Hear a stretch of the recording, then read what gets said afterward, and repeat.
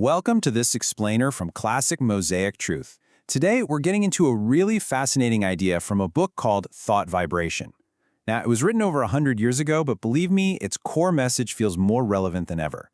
We're going to break down its key concepts into a simple, practical guide that you can actually use right now to get a better handle on your own mind. So let's start with something we've all felt. You know that invisible atmosphere when you walk into a room? Or that way you can just get pulled into someone else's mood, good or bad? Well, the book's author, William Walker Atkinson, suggested this isn't just a vague feeling. It's a real, tangible phenomenon at work. So here's what we're going to cover. We'll look at the mechanics behind this whole invisible influence. We'll see how our own minds get tuned to certain stations, and then we'll walk through a super simple practice to get more conscious control over our mental state. Okay, let's get into it. Atkinson's big idea is this. Your thoughts are not just quiet, private things locked up inside your head. Nope. He saw them as a form of dynamic energy that you are constantly broadcasting out into the world around you. He actually had a name for this energy, thought waves. He described them as real forces, kind of like light or heat, that create a distinct mental atmosphere all around you. You know, they're the invisible signals that create that vibe that we all feel. Now, here's where he makes a really interesting distinction. He says we shouldn't picture these waves like ripples on a pond, just spreading out flat. Instead, imagine them radiating outward in every direction, three-dimensionally. They create a complete sphere of influence around you. So a good way to think about your mind is like a Wi-Fi router. It's not just sending out a signal, it is constantly scanning for and picking up on the signals being broadcast by everybody else. It's totally a two-way street. Okay, so if your mind is constantly getting hit with all these signals, what decides which station it actually tunes into? Well, this is where Atkinson brings in a really crucial concept he calls the mental keynote. Your mental keynote is pretty much your mind's default setting. It's that emotional and mental tone that you just tend to return to most often. And the key point here, the thing to really get, is that this keynote isn't random. It's built by simple habit.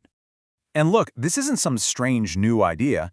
We're talking ancient wisdom. Over 2,000 years ago, Aristotle pointed out this fundamental truth about us. We become what we consistently practice.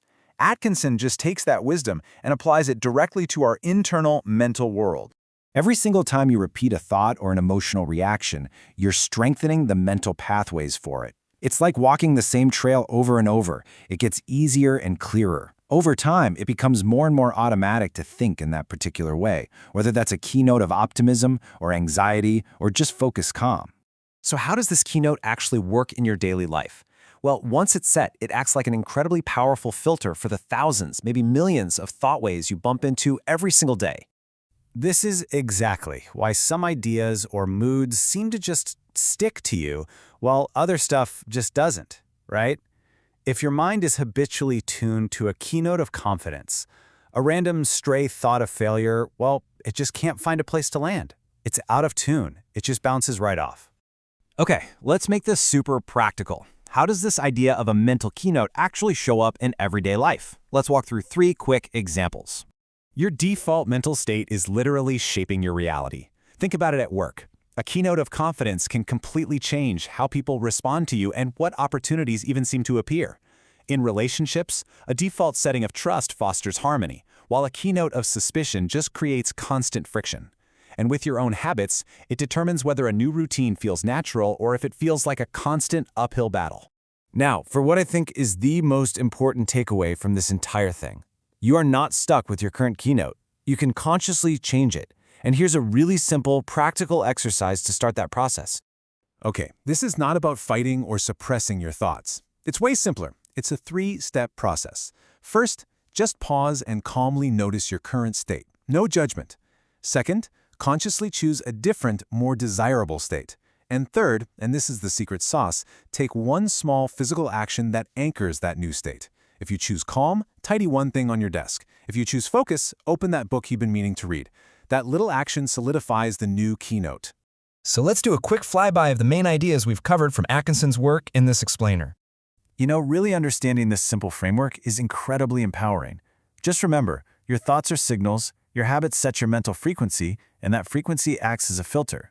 Realizing that you can consciously change that filter gives you a practical tool to actually shape your daily experience, instead of just being a passive recipient of whatever comes your way. In our next explainer, we're going to dive deeper into how to develop the mental muscle to make these changes really stick. So be sure to subscribe and check out the full series in the playlist. And hey, here's a final thought for you. What station is your mind tuned to right now? And is it the one you really want to be listening to?